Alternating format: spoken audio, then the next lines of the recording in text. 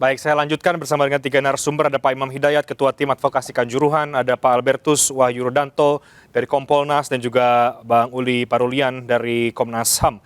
Pak Imam, kalau tadi yang terputus ya terakhir di Anda, siapa pihak yang menurut Anda melakukan pengkondisian dalam proses hukum ini dan akhirnya kemudian berujung pada vonis-vonis yang jauh dari yang diharapkan, bahkan ada dibebaskan?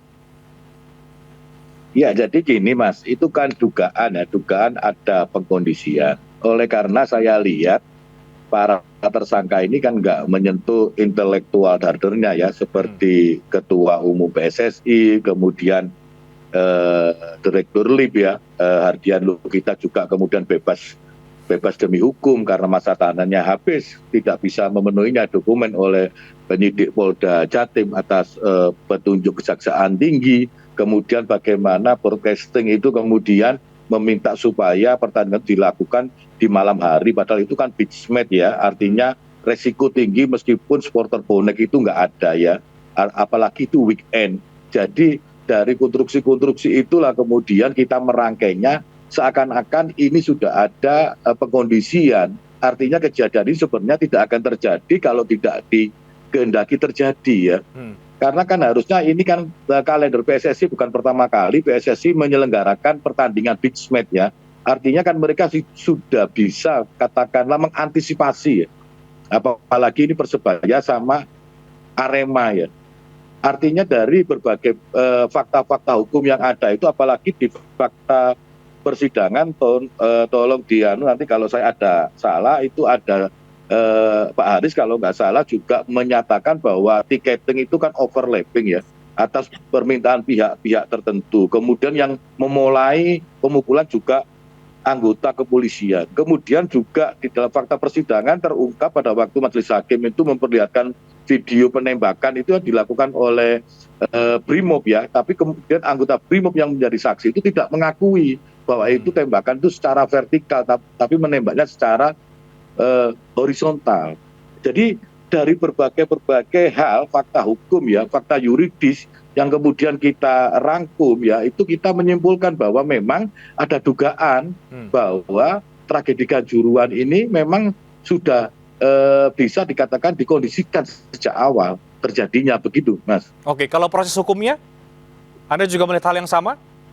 Nah, kalau proses hukumnya kan saya nyatakan di awal tadi bagaimana rekonstruksi itu diadakan di Polda Jatim, bukan di tempat kejadian perkara di Kepanjen. Apalagi juga di dalam rekonstruksi itu kan kemudian tidak melibatkan anggota ya, tidak melibatkan keluarga korban ya.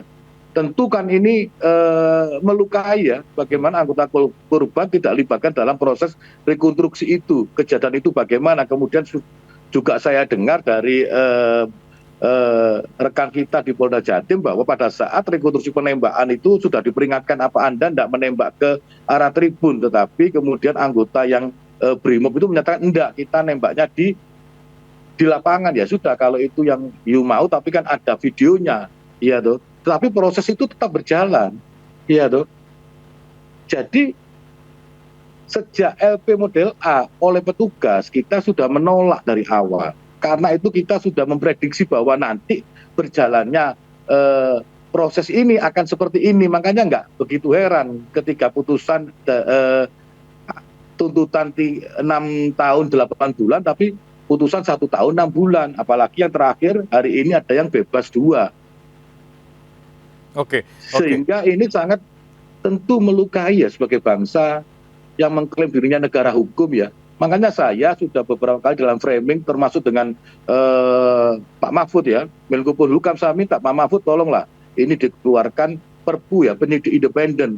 Karena kekhawatiran saya mungkin polisi ini terlalu dapat tekanan yang keras, sehingga pada waktu beberapa bulan yang lalu Kapolri menyatakan akan ada penambahan 2 tersangka.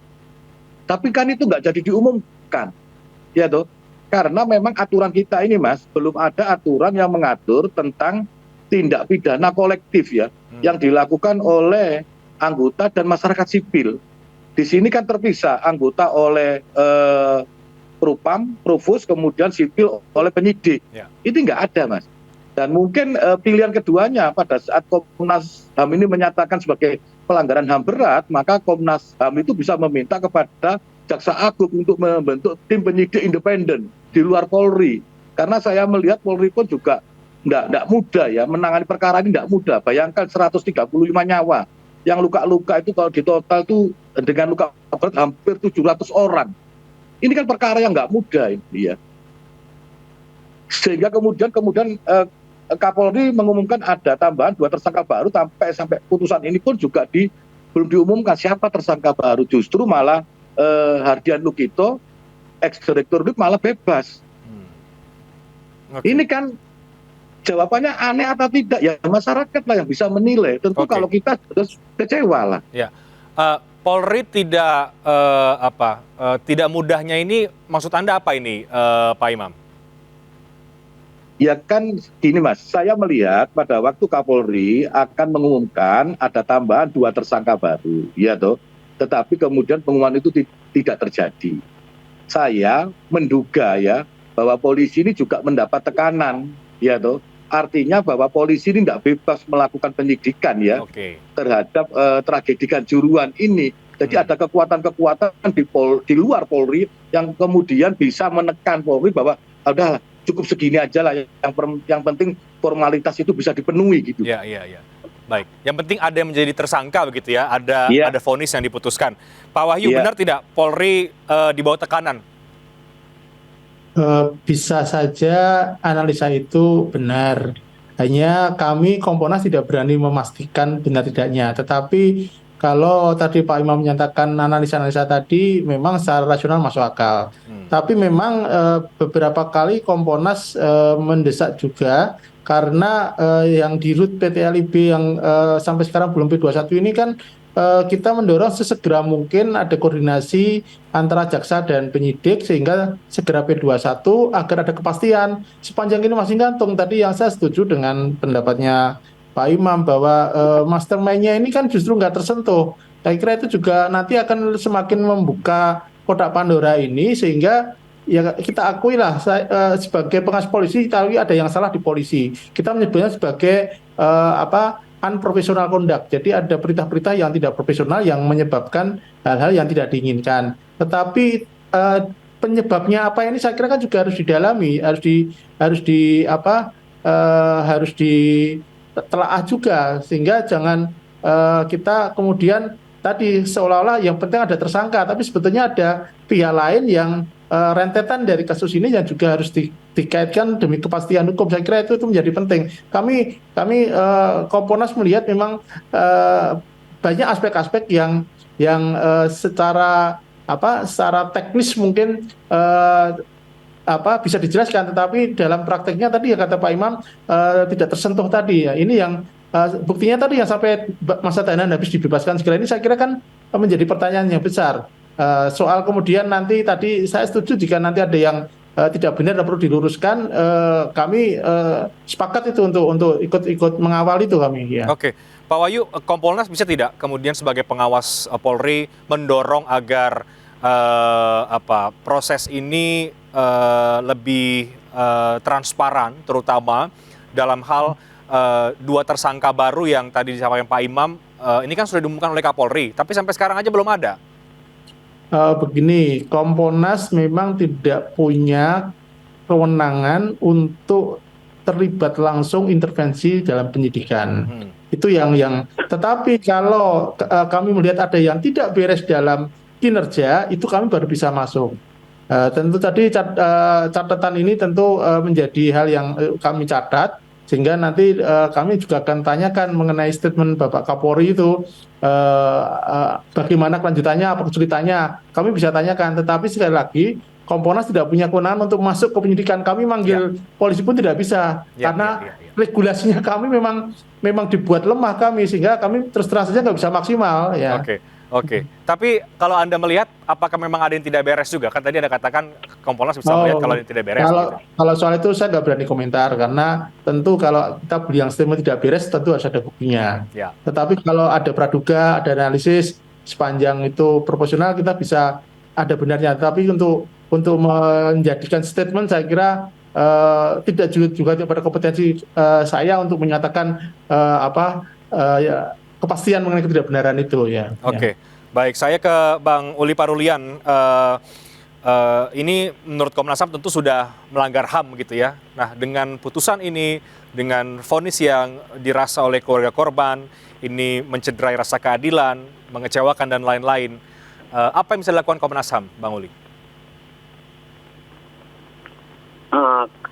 Kalau Komnas HAM seperti yang sudah dilakukan, mendaftarkan dan juga mengeluarkan pendapat HAM di Pengadilan Surabaya terkait untuk mengawal ya persidangan kasus kanjuruhan di PN Surabaya ini.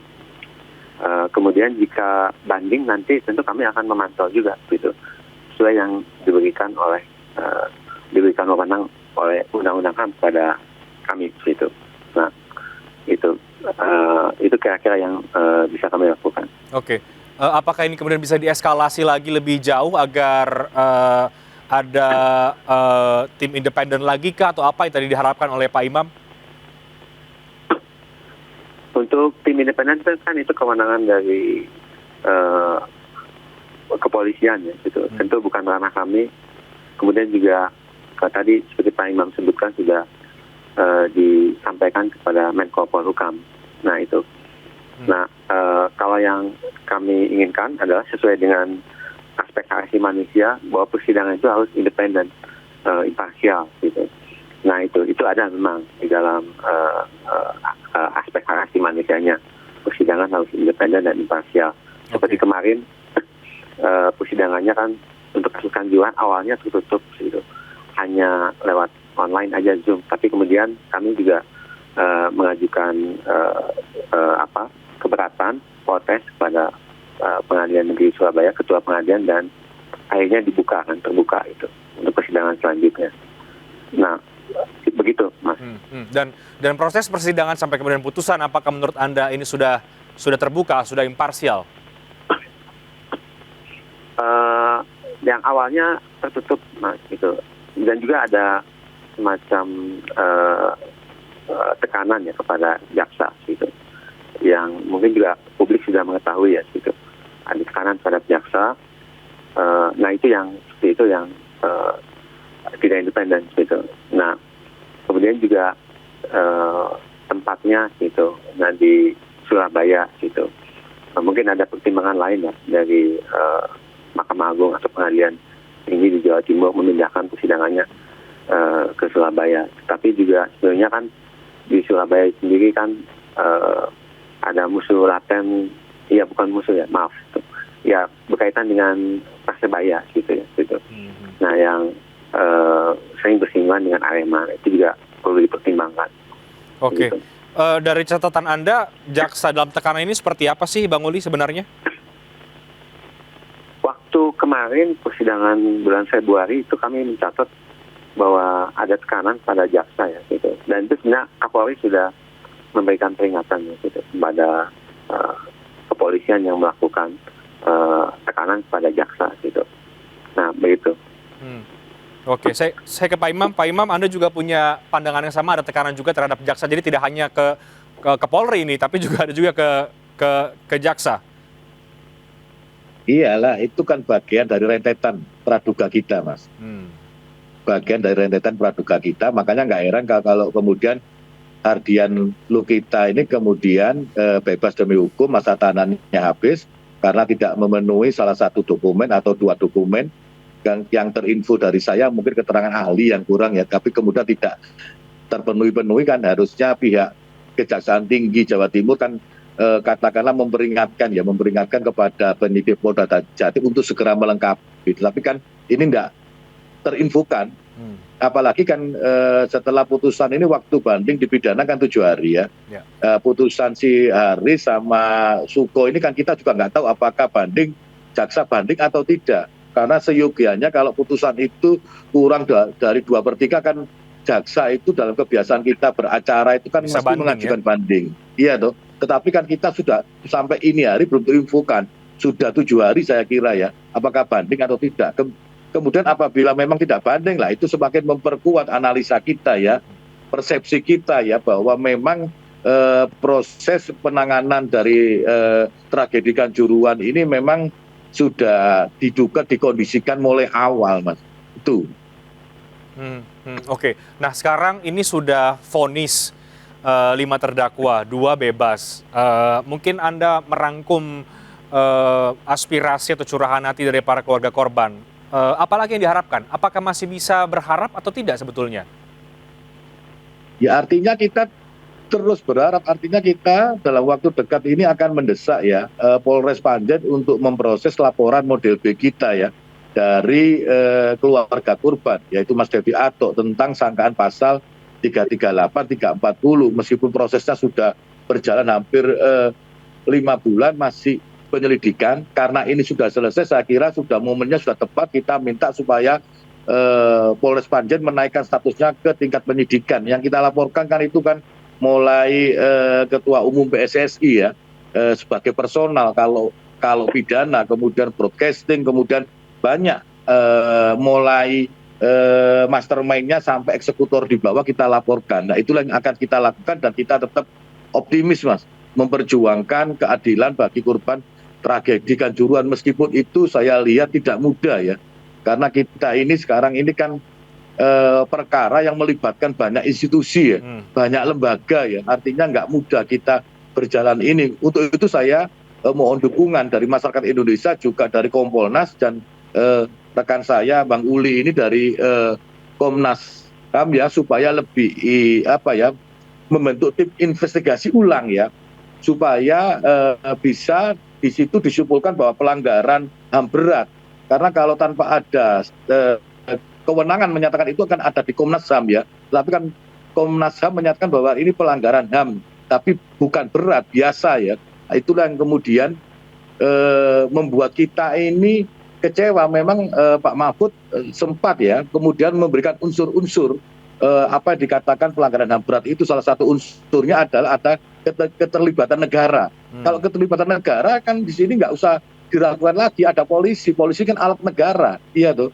Saya kira Bang Uli sebaiknya sih menurut saya mohon supaya membentuk tim investigasi ulang ya, supaya ini bisa dinyatakan sebagai pelanggaran HAM berat. Itu mungkin plan yang lain ya ke depan untuk memperjuangkan keadilan bagi keluarga korban yang tentu hari ini mungkin menangis semua ya, apalagi ada yang bebas ya. Kita nggak bisa bayangkan ya kemudian proses pengadilan bisa berjalan seperti ini.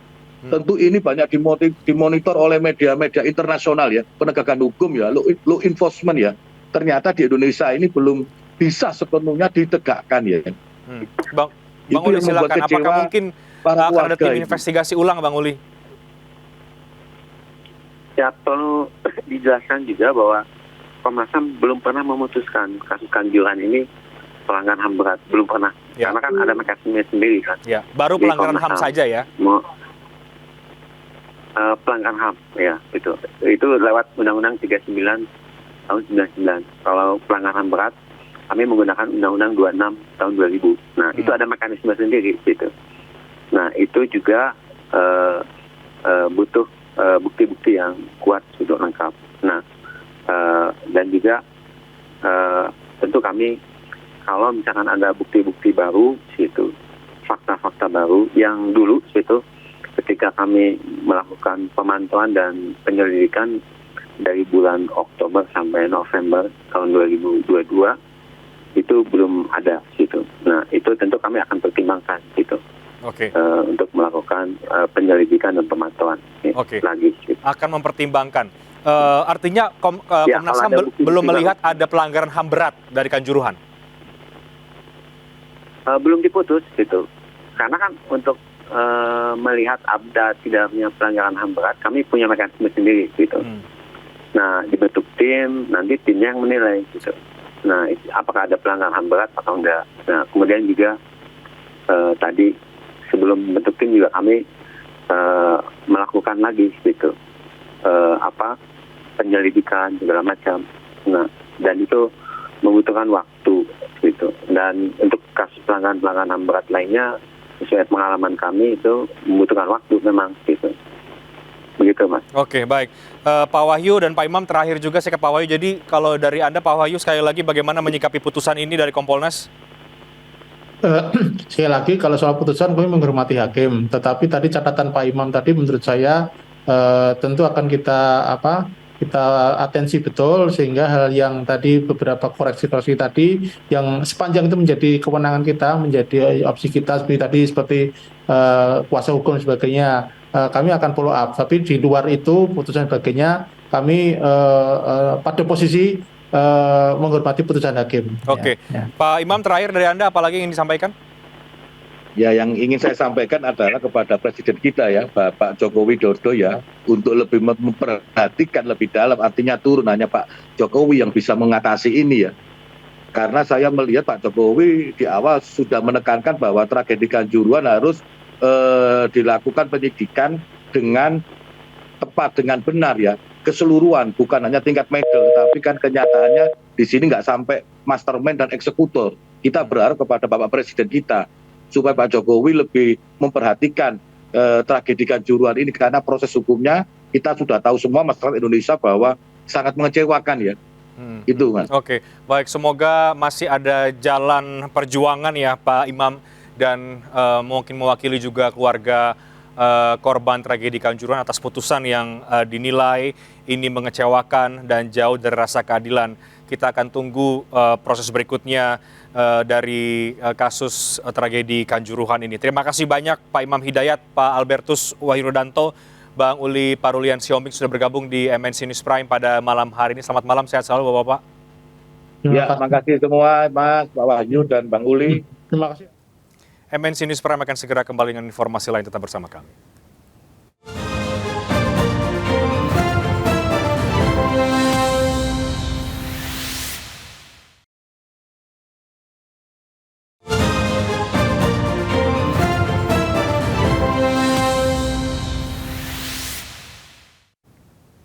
Sederet startup terpaksa gulung tikar karena terlalu lama merugi. Sementara di satu sisi Indonesia ingin melahirkan banyak pengusaha untuk mendorong pertumbuhan ekonomi. Tantangannya tidak semua orang berani mengambil resiko berwirausaha karena takut gagal. Konspirasi Prabowo menghadirkan Ketua Umum Kadin Indonesia, Arsyad Rashid, untuk menjawab keresahan ini. Waktu itu dalam Amazon, contoh. Ya. Bagaimana mungkin 10 tahun, 20 tahun Amazon itu istilahnya masih rugi terus. Dikasih kapital terus sampai satu titik economic of scale-nya sudah besar, profitability terjadi. Karena apa? 1 sen, $1 aja pada waktu itu multiplikasinya besar karena ekonomi itu besar. Karena volume bisnisnya udah besar. Ya. Jadi akhirnya dari situ pemikirannya oh begitu. Jadi kalau dimasukin uang terus kapital dalam waktu tertentu ini bisa jadi nih seperti begini. Itu yang terjadi kan. Ya. Terus follow up dari situ banyak yang mengatakan wah ini begini nih. This is the model of startup gitu. Nah, tapi semua lupa bahwa balik-baliknya at the end of the day akhirnya itu adalah bottom line. Pasti. Ya kan. Kita makanya saya selalu bertanya waktu itu ini kan kalau ngomong P&L gitu bicara rugi laba, profit and loss. Berarti ada profit, ada loss. Bawahnya gimana nih? Plus satu negatif. Pada waktu itu nggak dilihat kan. Yang dilihat adalah bagaimana aja supaya lebih mencari valuasi dengan cara apa. Kalau ini bisa dilihat angka tambah besar, menuju ke sana, wah ini. Tapi kadang-kadang dilupakan bahwa balik-balik lagi profitability menjadi kunci. Nah, yang ada sekarang ini adalah bukan berarti startup tidak baik. Itu penting, karena inovasi itu terjadi di situ. Nah, namun bisnis modelnya sekarang gini, nggak bisa forever itu minus terus. Iya kan, kita mesti create bagaimana berjalan menuju laba ataupun avenue to profitability. Iya kan. Nah, jadi asalkan itu ada avenue profitability, mungkin ruginya bisa 4 tahun, bisa 5 tahun, it's okay. Tapi dikasih tunjuk bahwa akan bisa menuju ke sana. Tapi kalau secara itu tidak bisa menunjukkan secara fundamental dan secara bagaimana mengoperasikannya, secara inovasi yang ada, then something is wrong. Ya, jadi baliknya sebetulnya bukan startupnya, tapi bisnis modelnya. Kita ke informasi lainnya, Kementerian Perhubungan mengadakan program mudik gratis angkutan darat tahun 2023. Kemenhub menyediakan ratusan unit bus dengan ribuan kuota penumpang bagi masyarakat yang akan mudik pada momen Lebaran tahun ini. Kementerian Perhubungan menyediakan 585 unit bus untuk program mudik gratis pada momen Lebaran tahun ini, yakni 459 bus untuk mudik dan 126 bus untuk arus balik dengan kuota sebanyak 24.072 pemudik. Adapun 30 unit truk disediakan untuk mengangkut sepeda motor, yakni 15 unit untuk mudik dan 15 unit lainnya untuk arus balik. Kemenhub membuka pendaftaran bagi warga yang ingin mudik gratis melalui aplikasi Mitra Darat dengan persyaratan memiliki kartu tanda penduduk, melakukan registrasi ulang, hingga membawa surat kendaraan bagi yang membawa motor. Jadi saya mengimbau kepada masyarakat gunakan kesempatan mudik gratis yang diselenggarakan oleh kementerian, lembaga atau badan usaha yang menjalankan mudik gratis di Jakarta. Jangan menggunakan sepeda motor karena sepeda motor sangat beresiko. Berdasarkan data survei oleh Kemenhub, tahun ini potensi sebanyak 123,8 juta penduduk akan melakukan pergerakan mudik. 18,3 juta diantaranya dari wilayah Jabodetabek atau sekitar 54% dari total penduduk di kawasan ini. Dari Jakarta, Galuh Pandu, Andi Setiawan, Yudi Richard, iNews melaporkan. PT Kereta Api Indonesia menyiapkan 487.000 tiket kereta tambahan Lebaran. Penambahan tiket dilakukan untuk mengakomodir tingginya minat masyarakat yang menggunakan moda kereta api untuk mudik di momen Lebaran.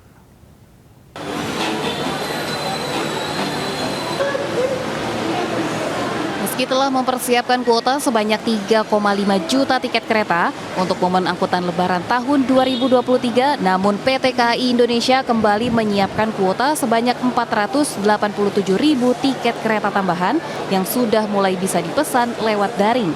PT KAI menyebut penambahan kuota tiket kereta tambahan pada beberapa rute perjalanan kereta untuk mengakomodir tingginya minat masyarakat yang menggunakan transportasi kereta api pada momentum Lebaran tahun ini. Selain itu, agar tidak ada lagi pemudik yang tidak mendapatkan jatah tiket kereta untuk bisa merayakan Hari Raya Idul Fitri di kampung halaman. Kami tambahkan terutama pada rute-rute favorit seperti Jakarta Solo, Jakarta Surabaya, Bandung Semarang, dan Yogyakarta Surabaya, serta beberapa rute lainnya. Sebelumnya, terhitung mulai tanggal 26 Februari, PT Kereta Api Indonesia resmi membuka pemesanan tiket kereta api untuk masa angkutan Lebaran. Dari Jakarta, Rani Sanjaya, iNews melaporkan. Demikian MNC News Prime, mari berbagi untuk masyarakat yang terdampak bencana tanah air melalui MNC Peduli. Saya Rehat Sirait pamit, terima kasih, selamat malam.